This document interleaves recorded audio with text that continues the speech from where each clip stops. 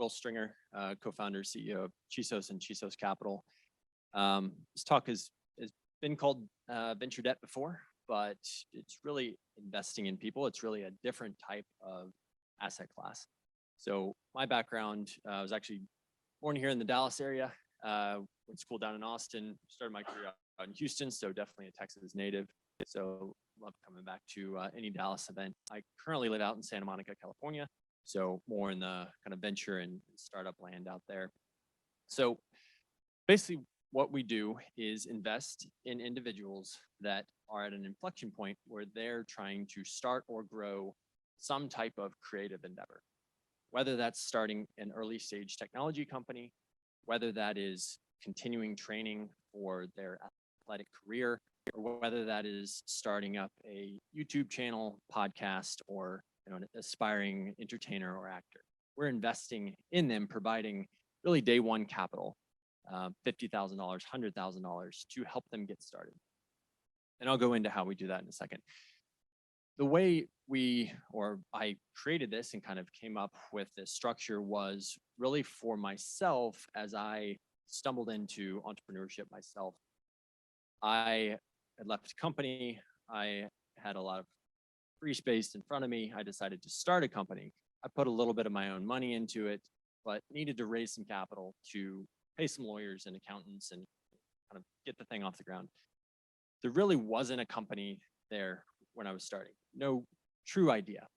So when I went to my network and said, hey, I'm raising money, they're like, well, you don't really have anything here, nothing to invest in, which they were right. And so took that back, and a couple of weeks later came back and said, all right, well, how about you invest in me? How about you invest directly in me personally?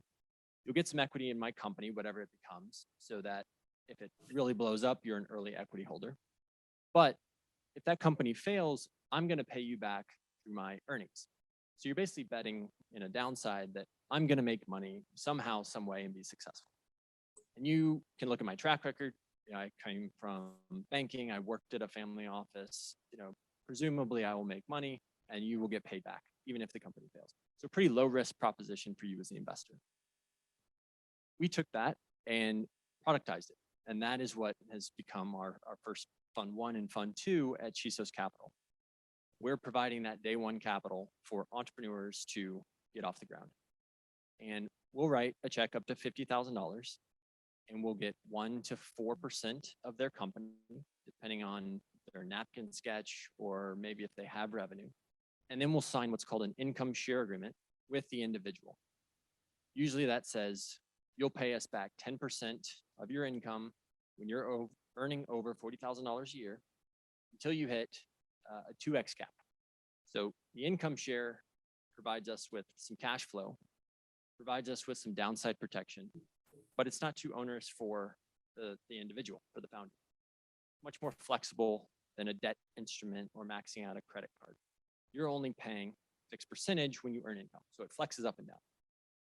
So we're really looking for the six-figure earners, people spinning out of Amazon, Google, maybe coming out of Goldman, McKinsey. They're looking to start a company. Entrepreneurship is kind of in vogue, for my generation, for Gen Z. People want to start companies, and it's cheaper and faster to start a company today than it ever has been.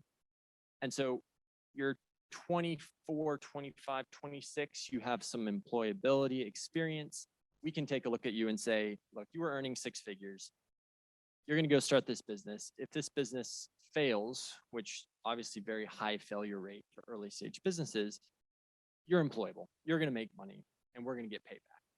But if we invest in this company and you actually succeed, then we're going to be a very early stage equity holder coming in at $1, $2, $3 million pre-money valuations. And that's great for everyone as an early equity holder. So that's what we do. We've made 38 of these investments so far, anywhere from kind of apps and software companies to CPG, so some food and beverage companies, some e-commerce apparel companies. It's mostly software and apps. We're really looking for capital efficient and scalable businesses. We're writing relatively small early stage checks, and so they need to be able to get a product out into the market. When we're looking at the individual, which is about 2/3 of our underwriting, when we're looking at the individual, which is about 2/3 of our underwriting, we're looking at two things with the person. We're looking at their financial picture. So what is their previous employability or employment? What is their previous income level? What is their credit history, debt to income ratios, those types of things. We want to make sure they're in an okay financial position when we make the investment.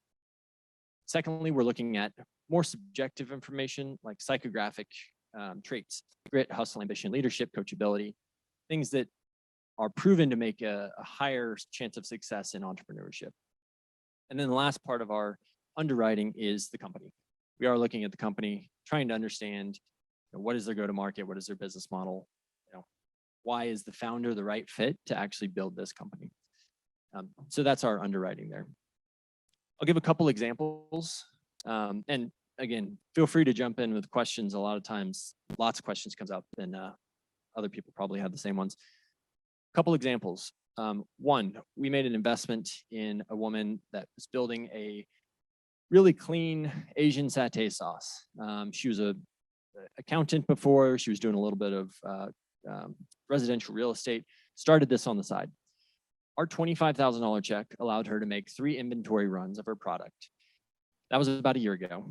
At this point, she has stopped doing any kind of real estate. She's focused full-time on the business, and her sales are growing, somewhere 10% month over month. She's in a lot of stores. If you're familiar with Erewhon out in California, she's getting in some good placement into stores. And so that's a great success story of, hey, we made a small investment. It really allowed this individual to go full-time on her business. It's still early, but she's raised additional capital, and it could be a decent sized company. On the other side of that, we've had some companies shut down already. We made an investment in a gentleman, about $45,000 investment. He gave it 9 months, really trying to find that product market fit. This was an app, an iPhone app. He came to us and said, hey, well, this company isn't going to work. I don't know if I'm not the guy to do it, or, it's not going to work. We said, okay, that's fine. Obviously that's summer that the equity goes to zero, but we're still invested in you. So how can we help you get a job or kind of do your next thing? Well, he didn't need our help. He ended up going and getting a 6-figure job, sales job. And he's actually accelerating his repayments back to us because he wants to get this income share agreement, off his personal balance sheet. So company failed, and we're still going to earn 13% on that in 3 years. So about a 1.3x on that income share agreement.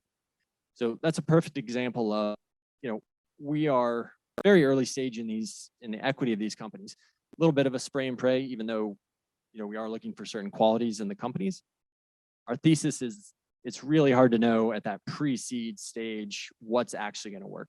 And so let's take a lot of bets on some really good founders, building ideas that we agree with and we can get behind, but let's also protect our downside. On that downside, there's a cash flow component. So about 30% of our portfolio starts making payments day one because we invest, they have a full-time job, they're building their company on the side. So they start making payments to us day one. And as the portfolio seasons, more and more entrepreneurs or individuals will either shut down their company, go back into the workforce, or raise their next round of capital and start paying themselves a salary. Once they start earning over that threshold, they make payments back to us. And so our cash flow starts to increase over time. We think it peaks in about year 5, where we collect about 30% of cash that we have invested. And so, yeah, there's a cash flow component of it. Total returns on the fund, we're looking at about 20 to 25% returns. 12 to 15% of that is the income share agreement only. And then we think there's another kind of 1x turn from the equity component across the 125 companies that we invest in.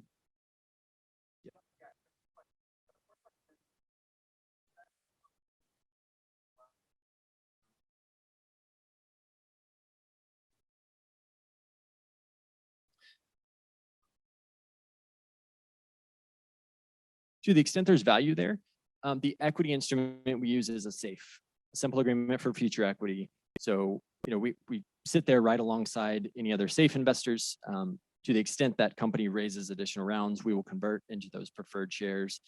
So we come in early. If you're familiar with the SAFE, it gives you right to the equity, but it's pretty founder friendly. That's market. That's kind of market rate. And so to the extent there was value there, we would sit alongside any other equity holder.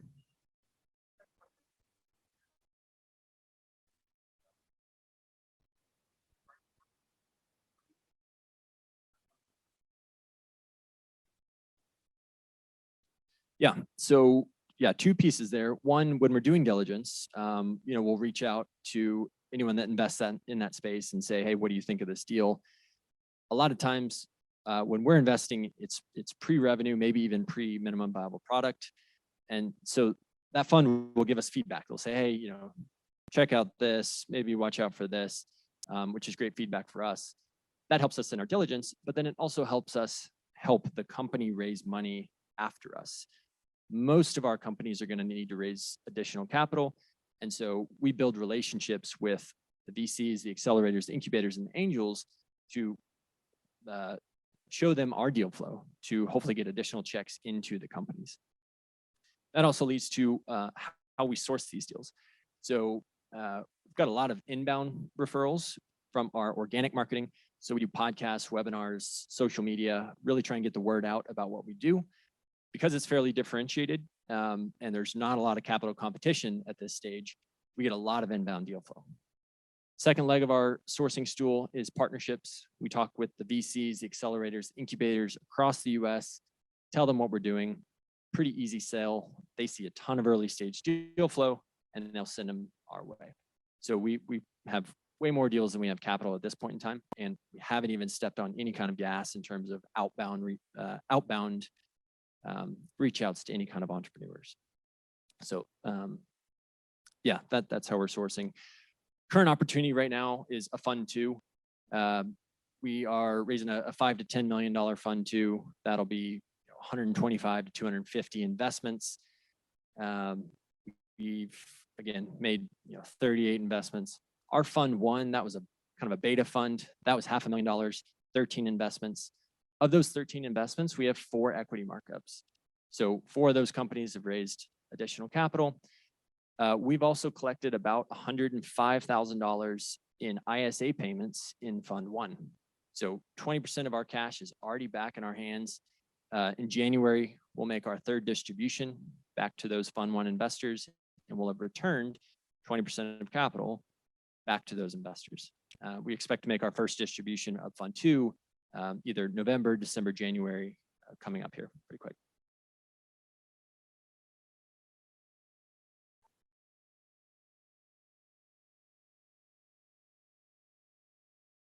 We do, yeah. They're one of the groups that one of their kind of investor relations team over there. I don't know if they're the ones that send us a spreadsheet, but they'll refer deals to us, and I'll do office hours over there occasionally. Yeah, it's a great outfit. Them, New Chip as well, Sputnik, a couple different outfits here in Texas.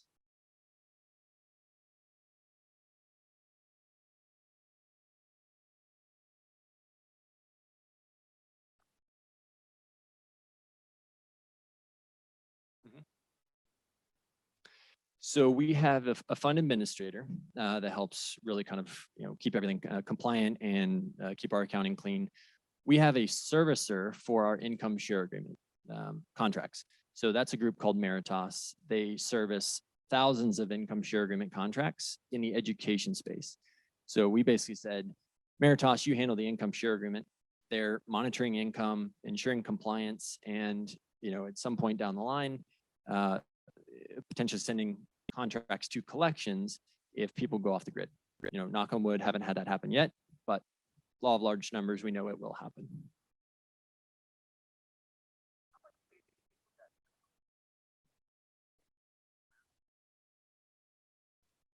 In terms of data, it was really looking at the returns for the VC in kind of pre-seed VC. So when we were modeling out our returns and our assumptions, we took pre-seed outcomes and basically cut them in half. We said, hey, we're kind of investing even before pre-seed. So let's be conservative and say, 2 times the number of companies are going to fail and 1/2 the number of upside outcomes are going to occur. And so that's our kind of conservative 1x equity piece on the portfolio. On the income side, that's really driven by the previous income of the individual.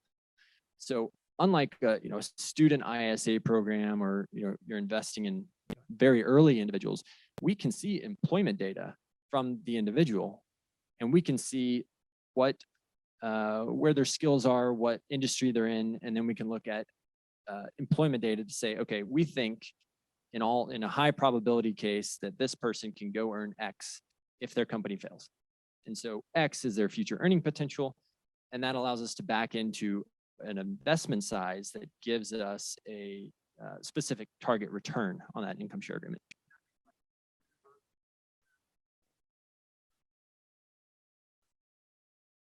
All the above. Yeah, all the above. The more employment data we have, or the more previous income data we have, the less we actually rely on any kind of education or major.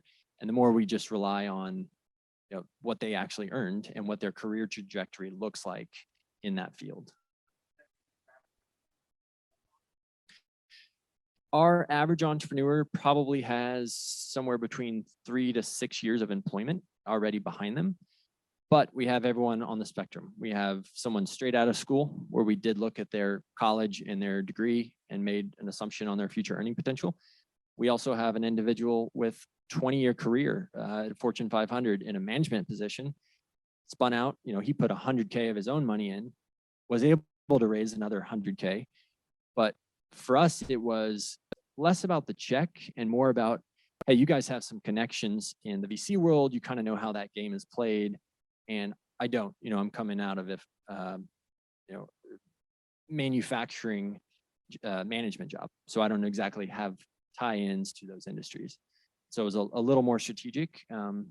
He's one of our success stories. He's gone on to raise, I think $500,000 or about $1 million, but he's doing data analytics in the supply chain space in automotive parts and food supply chains. So obviously extremely pertinent right now as supply chains are in all sorts of disarray.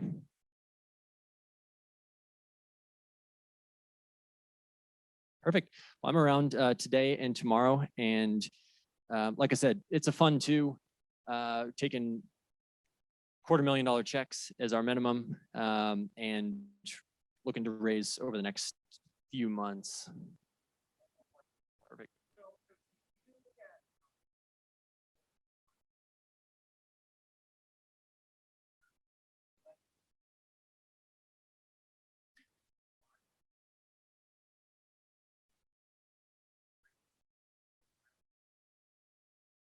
Mm-hmm. Yeah.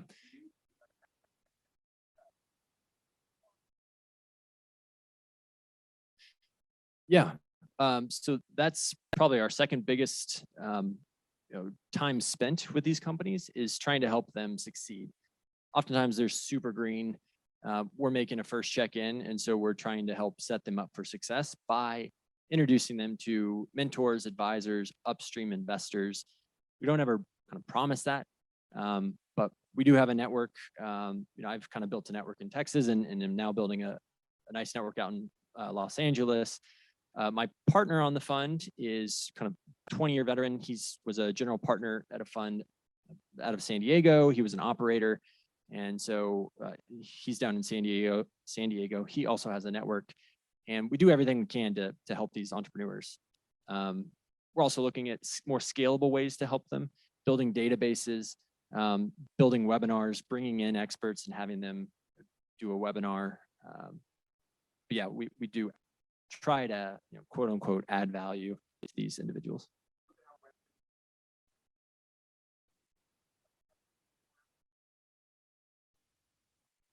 It is part of what we look at. Is this person a leader, or are they kind of a tinkerer or an inventor in their garage? We can invest in both. Honestly, it's just a sliding scale when we're doing our diligence. If they're real charismatic and we think they can raise money and build a team and they're highly employable, but maybe we're less bullish on their idea, we may still make that investment because, you know, who knows what could happen, and our downside is fairly protected, very protected. On the flip side of that, maybe they are just a tinkerer. We like their idea, we like the widget they're building. They are employable. Maybe it's less certain that they could build a team, you know, build a big company quickly. But again, we'll probably make that investment because they're doing something interesting and our downside is very protected. And it's really hard to know at that early stage how big of an outcome it could potentially be. I've not, no.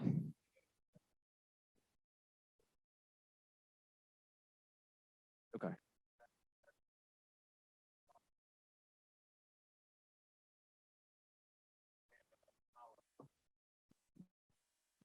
Okay. Perfect. Perfect. Yeah. No, I appreciate that. Perfect. Any other questions? Otherwise, yeah, I'll be around and would love to chat more about it.